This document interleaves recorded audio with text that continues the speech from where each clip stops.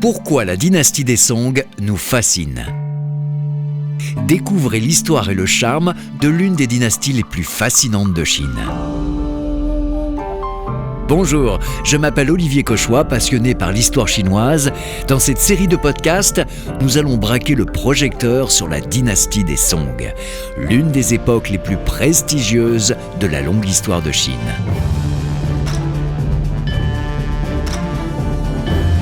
Épisode 24, le jardin des Song.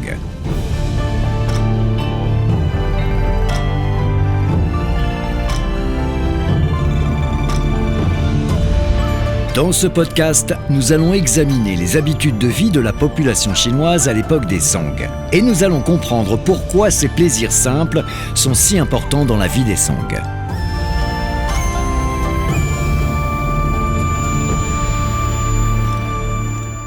Nous le savons précisément maintenant, l'une des dynamiques de la société des Song est la recherche de l'élégance. Le jardin, en tant qu'expression de l'élégance et de l'harmonie, s'inscrit parfaitement dans cette dynamique. Nous allons constater aujourd'hui à quel point la formule symbolique de Voltaire « Cultivons notre jardin » est proche de l'état d'esprit de la population Song dans la Chine du Xe siècle. Nous pouvons lire dans les écrits historiques des descriptions précises du quotidien des Song. En particulier des réunions entre les hommes de lettres et les artistes qui aiment se donner rendez-vous dans des lieux pittoresques et naturels ou tout simplement dans un jardin subtilement aménagé. C'est donc tout naturellement que le jardin s'est positionné comme un thème pivot prisé par la poésie, mais aussi par la calligraphie et la peinture de l'époque des Song. Le jardin est le lieu idéal pour accueillir les réunions des hommes de lettres et également les fêtes.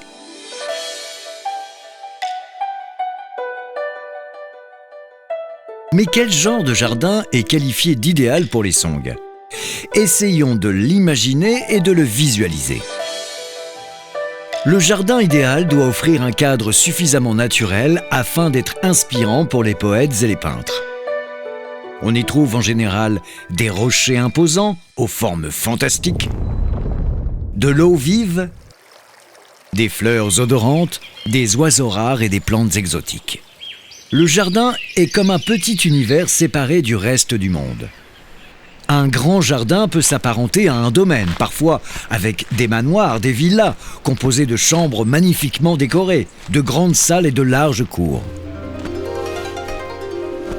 Le jardin doit être un petit paradis qui invite à mener une vie sans souci, propice à toutes sortes d'activités récréatives, comme la musique, les échecs, la calligraphie et la peinture, ainsi que tous les plaisirs que l'on peut imaginer pour accompagner ces activités récréatives. Le thé, le vin, les fleurs aromatiques, mais il y a aussi des activités simples et utiles, comme couper du bois, travailler dans la ferme ou tout simplement aller pêcher au bord de l'eau ou étudier dans un bureau. Il y a un mot-clé à retenir, Shan Shui, littéralement la montagne et l'eau.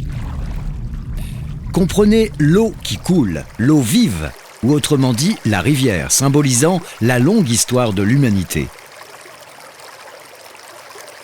Les propriétaires de jardins aiment particulièrement y tenir des yatsi, littéralement des réunions gracieuses, c'est-à-dire des fêtes rassemblant artistes et lettrés. C'est une sorte de salon littéraire.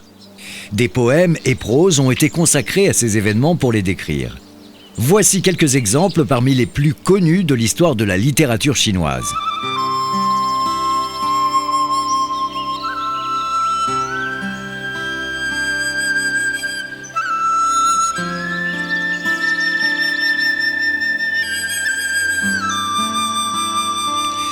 La notoriété la plus forte revient au fait dans le jardin de la Graine d'Or, propriété de Shi Chong, remontant au IIIe siècle sous la dynastie des Qin de l'Ouest. Le jardin se situait dans la partie nord-est de la ville de Luohuang, dans l'actuelle province du Honan. Le jardin portait le nom de la rivière de la Graine d'Or, dont l'eau coulait dans le jardin. Étendu sur plusieurs kilomètres carrés, le jardin était construit selon la configuration du terrain, avec des cours d'eau, des étangs, des pavillons et des terrasses parsemées ici et là. L'eau gazouillait dans le ruisseau serpentant dans le domaine. Des poissons sautillaient dans l'étang couverts de feuilles de lotus.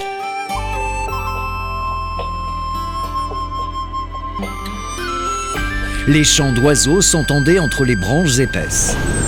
Au bord de l'eau turquoise, des bois de bambou s'ajoutaient au charme du paysage.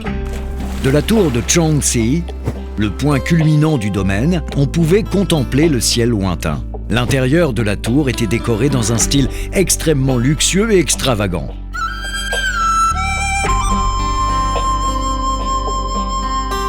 On y trouvait toutes sortes de matières précieuses, des perles, des agates, de l'ambre, de l'ivoire. Un autre jardin très célèbre est le jardin de Lanting, littéralement le pavillon des orchidées. Le jardin se trouvait au pied d'une colline dans le sud-ouest de la ville de Chaoxing, dans la province du Zhejiang. Monsieur Wang Siji, calligraphe et écrivain renommé de l'époque, a consacré un sublime texte dédié à la réunion de 41 lettrés au pavillon des orchidées en 353. Voici un extrait du texte. 此地有崇山峻岭，茂林修竹，又有清流激湍，映带左右。 Il y avait des hautes montagnes, des âpres collines, des épaisses forêts, des grands bambous, un ruisseau limpide et des torrents. 引以为流觞曲水，列作其次。 Nous étions assis en rang d'oignons sur les deux rives du ruisseau, regardant nos coupes d'alcool flotter dans l'eau.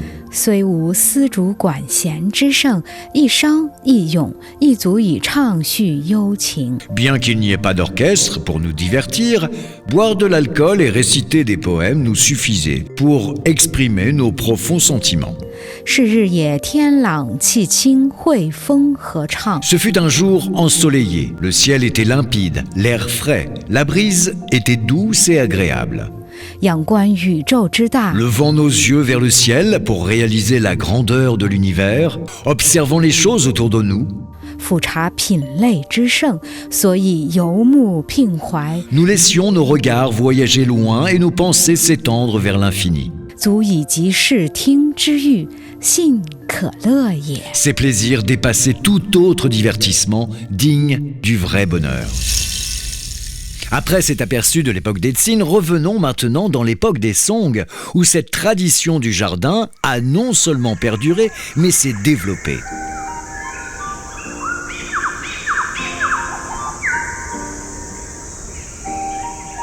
Les salons littéraires de Xi'an se trouvent dans la résidence privée de Wang Chen, sous la dynastie des Song du Nord.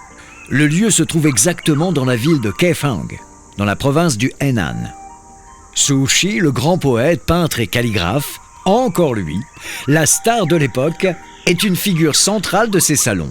Il semble être profondément attaché au lieu car il a écrit beaucoup de prose et de poèmes au sujet du lieu mémorable. Dans un de ses textes, il a dit, je cite, « Je n'ai rien contre les fleurs qui se fanent, 不恨此花非尽， mais il me fait de la peine de les voir sur le sol du jardin Xi'an. » 恨西园落红难辍。 Voici une description du lieu par le calligraphe Mi Fu. Je cite, « L'eau tombe doucement sur les rochers, le vent et les bambous se dévorent. 水石潺潺，风竹相吞。 Les colonnes de fumée des fours et cheminées s'élèvent en volute. Que de joie pure et sans limite. 炉烟芳鸟，草木自新。人间清旷之乐，不过如此。 Celui qui se perd dans la poursuite de la célébrité et de la richesse ne saura jamais vivre ce bonheur. 嗟乎汹涌于名利之欲而不知退者，岂易得此哉？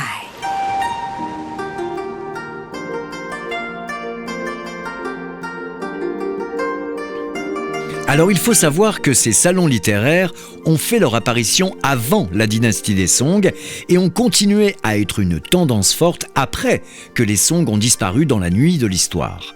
Mais c'est à l'époque des Song que le phénomène des jardins va atteindre son apogée et se développer en un art sophistiqué. Ils sont pratiqués dans des espaces verts qui sont beaux, élégants et sublimes. 3 éléments sont immanquables dans ces jardins. Le rocher, le cours d'eau et le fameux pavillon.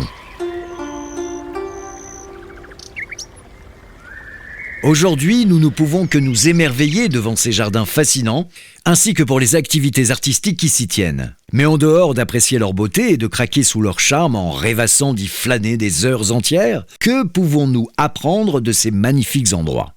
Que peuvent apporter ces jardins perdus dans le temps à notre vie actuelle ?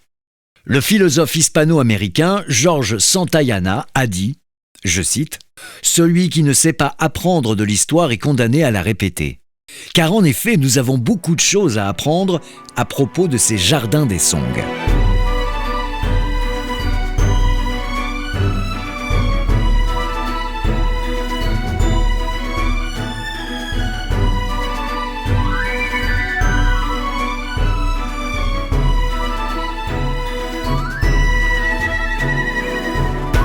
Il est toujours possible de puiser de nouvelles connaissances dans les vieilles histoires.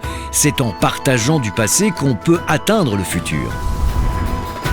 Le passé est présent dans notre monde, physiquement et intellectuellement. C'est plus fort que nous. Le monde d'aujourd'hui doit être reconnaissant à la dynastie des Song sur bien des aspects. Les réunions littéraires de cette époque ne sont pas de simples rassemblements de personnes. Elles ont donné naissance à de nouvelles techniques artistiques, de nouveaux concepts sociaux ainsi que des modes de pensée novateurs qui ont façonné la Chine telle que nous la connaissons aujourd'hui. Ces artistes, ces poètes, ces écrivains et ces peintres se rencontraient pour échanger des idées et discuter, et ainsi mettre leurs concepts en pratique pour développer de nouveaux styles de vie. Finalement, la réunion littéraire est un lieu de communication, d'échange et d'interaction. On peut aussi s'y divertir avec toutes sortes de jeux, tout en soulignant que le confort ne manque pas, c'est un fait. En synthèse, c'est des moments de récréation, mais aussi de brainstorming, de compréhension et d'inspiration. Ces rencontres ont légué aux générations suivantes de riches patrimoines. Des poèmes, des proses, de la calligraphie, des peintures, des partitions de musique, des manuels d'échecs, mais aussi de magnifiques pensées ou tout simplement des idées nouvelles, des angles différents pour aborder la vie. Ces événements, riches en connotations culturelles, sont proches finalement des salons français du XVIIIe siècle. Des personnes partageant les mêmes valeurs se réunissent pour discuter des thèmes d'intérêt commun. Des intellectuels se rencontrent et se lient d'amitié. Un camp de vacances pour les artistes. L'Olympiade des pensées, en quelque sorte. Tout cela se passant dans un cadre tranquille et pittoresque, entouré par la nature vivante. Le passé nourrit le présent. Le présent commence dans le passé. La réunion littéraire est sans doute la manière la plus vivante et la plus humaine de développer et de faire perdurer l'héritage culturel chinois. Il s'agit en quelque sorte de l'expression intellectuelle sur la façon dont les gens des Song abordent la vie et qui peut être décrite simplement.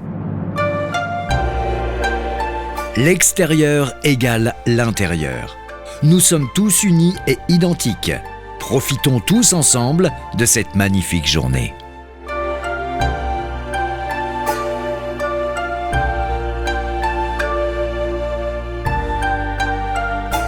Remerciement spécial à la maison Sanya Chongdu pour son aide dans la rédaction du texte. Je vous donne rendez-vous dans un prochain épisode.